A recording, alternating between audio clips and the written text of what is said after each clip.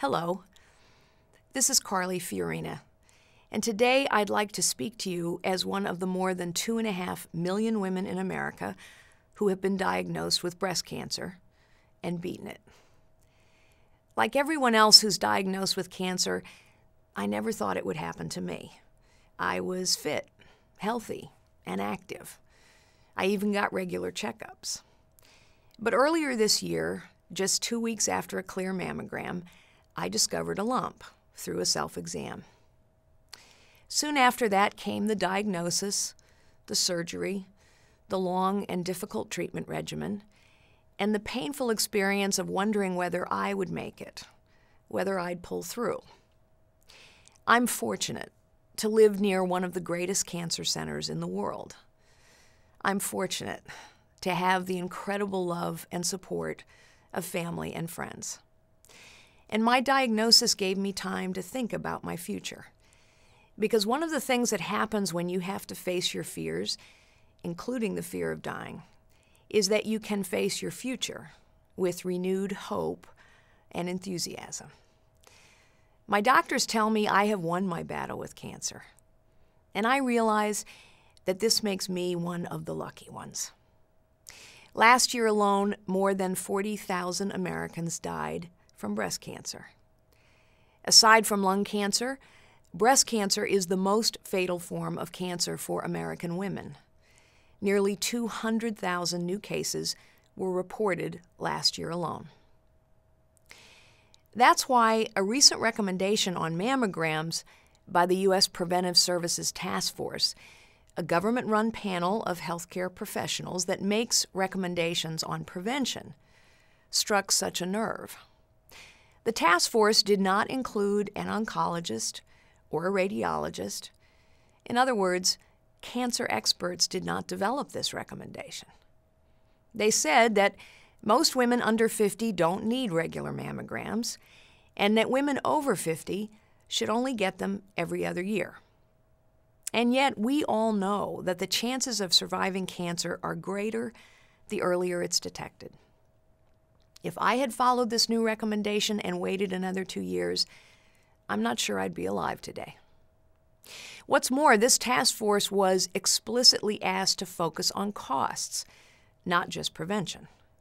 As it turned out, costs were a significant factor in this recommendation. Will a bureaucrat determine that my life isn't worth saving? All this takes on even greater urgency in the midst of the ongoing healthcare debate in Washington. We wonder if we are heading down a path where the federal government will at first suggest and then mandate new standards for prevention and treatment. Do we really want government bureaucrats, rather than doctors, dictating how we prevent and treat something like breast cancer? The response we've gotten to these questions has been less than encouraging. In the face of a national outcry over the recent task force recommendations, the Secretary of Health and Human Services said the Preventive Services Task Force doesn't set federal policy. The real question, though, is whether bodies like this would set policy under the $2.5 trillion, 2,074-page plan that's now making its way through Congress. Unfortunately, the answer to that question isn't encouraging either. The health care bill now being debated in the Senate explicitly empowers this very task force to influence future coverage and preventive care. Section 4105, for example, authorizes the Secretary of Health and Human Services to deny payment for prevention services the task force recommends against. Another section requires every health plan in America to cover task force recommended preventive services. In fact, there are more than a dozen examples in the bill where this task force is empowered to influence care. There is a reason American women with breast cancer have a higher survival rate than women in countries with government-run health care. Unlike those countries, our government doesn't dictate what prevention and treatments women can get. While some defend the idea of a government task force, my experience with cancer tells me it's wrong.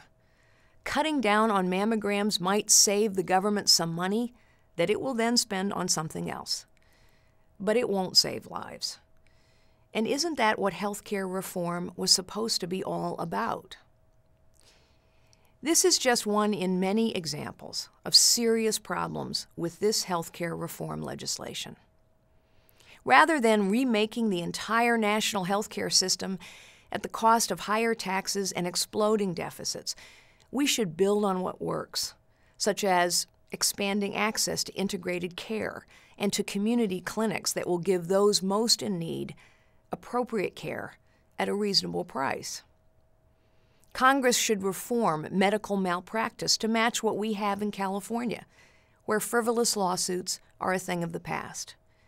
We should permit consumers to purchase health insurance from any company in the country, expanding consumer choice and driving down cost and unnecessary mandates.